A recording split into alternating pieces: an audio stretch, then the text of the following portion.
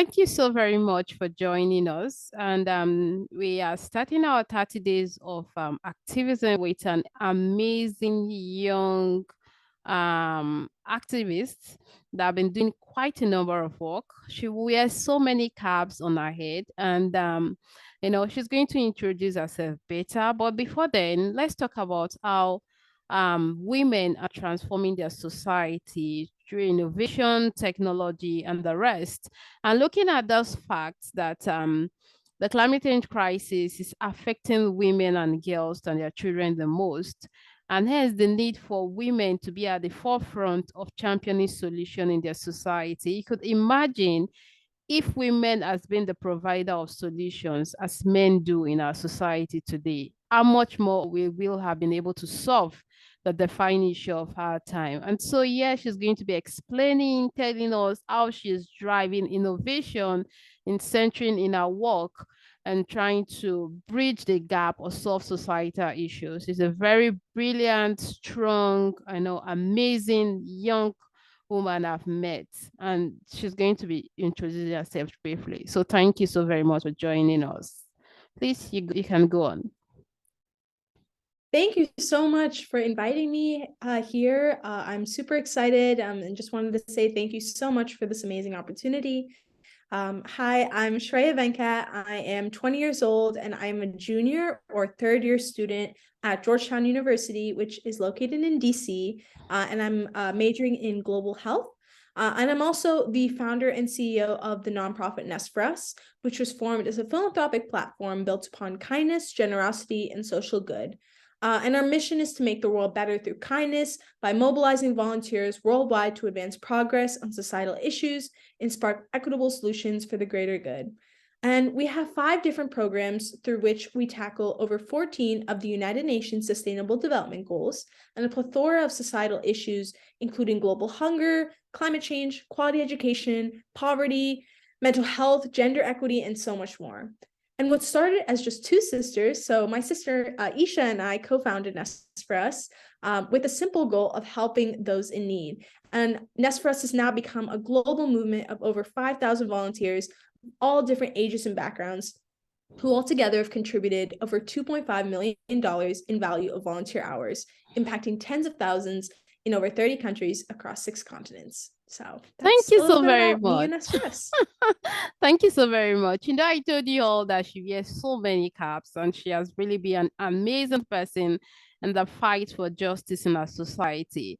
So I want to ask, women like you doing great things. Many people just want to know how you are trying to transform your society, like how you do your day-to-day activities, looking at the fact that you're a student, you have to do other work in order to help your society to become a sustainable place. You talk about climate change, you talk about zero hunger, no poverty. Tell us, how did you achieve that? How are you transforming your society with the NEST4US? Yeah, so those are all very great questions. So I can first address how NEST4US sort of functions and our strategy that we use to transform society into what we believe it should look like. So at NEST4US, we not only supply essential resources such as nutritious meals, blessing bags containing toiletries and PPE, and academic materials, but also societal awareness through interactive workshops, as well as social media engagement to spur words into action. But most importantly, we foster a sense of community fueled by love and compassion by providing this overarching support system for each and every individual we come across.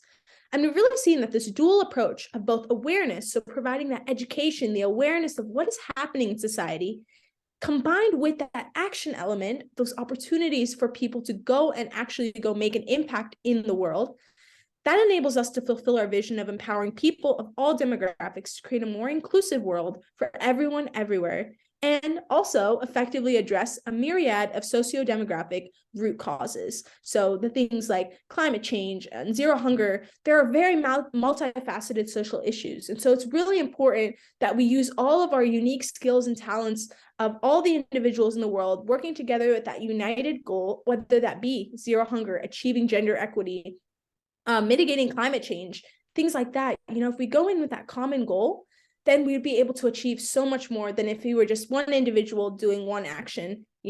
So that's definitely one of the strategies that we use at NEST4US. In terms of my personal life and how that connects with my professional work on the philanthropic work that I do in the community, I think it's very important to remember, of course, education first. I'm a student. I really enjoy what I'm learning. Global health is all about like international public health and how that intersects with social justice and different equity issues. And so I really see a lot of parallels between the work that I do through NEST4US, as well as what I'm studying through my major at Georgetown. And so I think that intersection has been very, very useful for me to combine both that theoretical foundation with that practical experience that I've gained in order to have a more holistic view of the world and, hence be able to activate more culturally contextual projects and really get as many people involved, many stakeholders involved in the work that we do as possible. And so I think that connection has been very, very beneficial to me and NEST4US. So it's helped me grow both personally and professionally for sure. Oh, thank you so very much. This is one of the several examples of when women are educated, then they become change makers in their society, trying to transform their society with different means, different ways, different. So, and this is a big challenge that we face in our society today, that girls that should be in school are walking on the street, or they have been married at an early age, cutting off that solution that they have to bring to the table and providing solutions to their society as well. So you could imagine if you have millions or billions of young women like you trying to transform their society, how much more would have gone in helping our society to strive for the best. And I just want to ask you another question following what you just mentioned, that what inspires you a lot to do what you're doing? Because I know at some point you could feel like relaxing or giving up or so several things, because you are combining academics with community service, volunteering, and attending events and all. What motivates you? What is your biggest motivation that keeps you going? Yeah. So I can start with kind of what inspired me to get involved in community service. And I think that connects very deeply with what continues to motivate me to this day. So I mean, since I was young, back in elementary school, I would give back often with my family, especially my mom bringing me and my sister along with her to volunteer at different school and community events, right? Even back in that elementary school, middle school time. And I think that's where I was first introduced to what is known as the world of community service. And so really seeing how an individual can go and make an impact in the world, doing something as simple as helping out at a school event, right? And so I had so much fun giving back, especially with my own family and my friends, that I wanted to create opportunities where other families and other friends could volunteer together and explore their passions. And that word passion is very, very, very key for me, because I think that passion is what really sparked the interest in creating this volunteer hub that has become NEST4US now. But it's also something that I've carried throughout the work that I've done, even after all these years. It's been 6 years since we formed NEST4US, and passion has never wavered for me. That passion for giving back, that same fire that I found in elementary school, has continued to only grow from all the work that I've done. And so I think that passion aspect has definitely been my greatest motivation, in addition to all of the connections that I've been able to make thus far with everyone from community members to corporate leaders to government officials, whatever it might be. All of these different partnerships and stakeholders that I've been able to work with to then advance progress on the different issues that we're working on mitigating in society. That has really been the greatest feeling that I've gained, is being able to connect with people from all different ages and backgrounds, and seeing how they're also using their passions to make an impact on the world, and seeing when we work together, the even enlarged version of an impact that we made in the world. That has been such a amazing resulting outcome from the work that I've done thus far. And also through NEST4US, we offer this multitude of volunteer opportunities so that people of all different demographics can discover their service niche. So that's basically like the issue or issues that they're super passionate about, and be part of the solution by doing something that where they feel like they're contributing meaningfully to society. And so that's really important, right? Because if you see a lot of different organizations across the world, and schools, workplaces, they require hours or an application, or they make this really, really tedious process to go and engage in volunteer service in the community. But at NEST4US, we really try to make this as easy as possible for people, even as young as 4 from as old as 80 years old, to come and get involved in the community by doing something that they are passionate about. And so that's something that we're really proud of, and has continued to motivate us to do the work that we do thus far, because we feel that service shouldn't be constrained to just 1 or 2 things, because the opportunities to spread kindness and generosity in the world are endless, and each person has different experiences and perspectives that they bring to the table. So when you have all these diverse voices together at the table and you give them the opportunity, another very key word, give them the opportunity to voice their experiences, their opinions, their beliefs, the progress that you can make in the world is infinite. And so that's definitely something that we that has become core to our organization over the years. Thank you. I love the fact that your organization is setting the pace for kindness, especially at this time in the world that people are looking for this, empathy, kindness, showing of love, and the rest. And so I want to ask you, where did you think of gender equality in a decade to come? Do you think it's something that is achievable within a decade, century? Because I saw a striking figures that mentioned the fact that it's going to take 135 years. It's a World Bank report that it's going to take 135 years for us to close the gender gap. Do you think this is true, or you think it is possible, especially when your organization and other organizations around the world are doing great things together? Yeah, no, that is a very, very good question, and a very unfortunately overlooked issue within our society. I mean, just think about it. Despite the fact that more than half the global population is comprised of females, society continuously forces us to give away our power, right? We have the power already, but we're forced to give it up because of this feeling of being inferior to overwhelming male leadership. But I don't think it has to be that way. I mean, I'm a young female entrepreneur of color myself, similar to you. And so here at NEST4US, I really try to mobilize women and girls to stand up against racial and gender-based injustices across the world by supporting female-led enterprises, establishing change networks committed to amplifying the voices of those who are continuously and coercively silenced by society. And so I think out of this, I like to be optimistic for sure. So I really feel like we can achieve it in hopefully the next decade, if not the next 20 years, if and only if we position gender equity at the center of all solutions to our world's pressing issues. It's acknowledging that gender equity is something that's so central to whether it be hunger-related, education, mental health, all of these different issues. You cannot eliminate gender equity from the conversation. And so I feel like if we look at gender equity not as a women's issue, but as a human issue, we're going to make so much progress in the world. Because I think you brought this up earlier too.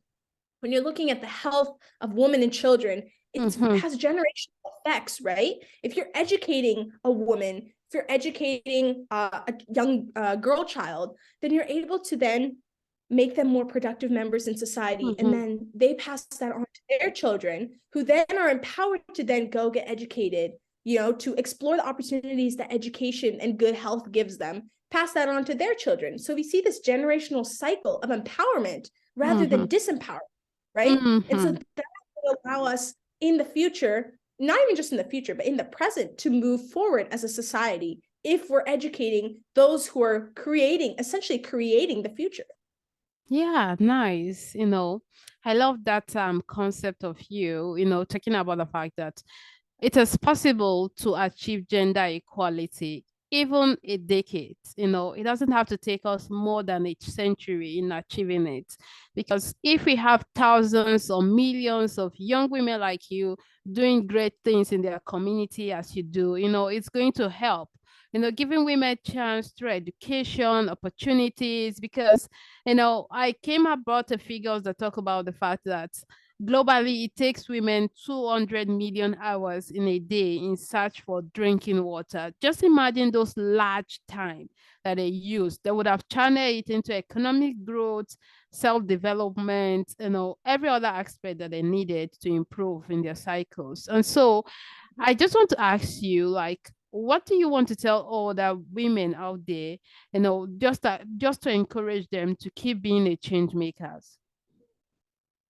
Yeah, so true. And I think it's so important, especially starting off young, not realizing when inequality has permeated their lives, right? Seeing it before it even starts from birth. You have to see this empowering cycle rather than disempowering cycle in Mm-hmm. order to, it starts with education. I think that is really at the forefront, is providing that education early on, because that will lead to what you were talking about, economic empowerment, giving them job opportunities, supporting them financially, socially, right? There are so many cultural and social barriers that are putting women down when they have the power to really make change within their own local communities, right? Mm-hmm. So if we really put women at the center of the conversation, and in terms of decision making, bringing their voices to the center of that table, right, of decision making, I think that's really where we're going to be starting to see some tangible results when it comes to some of the other really pressing issues in our world, like climate change and mental health, things like that, right? We really see women being at the center of those conversations. And if they are put at the center of the conversations, we'll really see the tables start turning in a more positive light. Yeah, thank you so very much. And I still want to ask you just one question before we go. Just you can just have just for a few minutes and talking about the fact that in carrying out your activities, did you face any form of violence or abuse, or if yes, how do you deal with it in order for young other women to also learn from you?